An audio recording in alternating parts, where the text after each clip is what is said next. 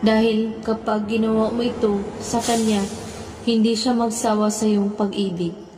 Gawin mo ito, napakadali lamang, ngunit ang epekto ay isang sobrang matindi. Ang una mong gagawin ay linisin mo ang iyong isipan, pakalmahin mo ang iyong katawan, at subukang tanggalin ang kahit anong sagabal o babag sa iyong isipan. At kailangan mo itong gawin sa bilog ng buwan at sa madilim na kwarto mo. Pumunta ka sa iyong kwarto na madilim at umupo ka at sambitin mo ang pangalan niya ng 3 beses. At na para bang tinatawag mo siya at banggitin mo ito. Dies malipos puntundok. At pagkatapos, kunin mo ang iyong salamin at pumikit ka habang nakaharap ka sa salamin at sambitin mo ito.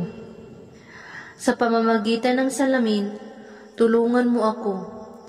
Ito lamang ang aking hiling na siya ay aking maangkin at ibigay siya sa akin. At ito ang naalay ko, tanggapin mo.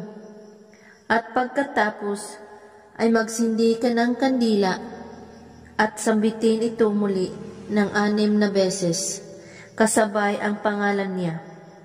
Alimangali, Zor, Ritya.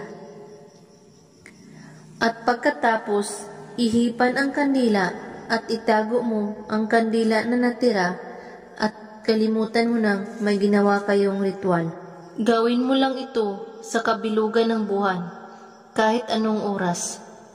At kung may katanungan po kayo ay magko-comment lang po sa baba. Maraming salamat sa panonood. May God bless us all.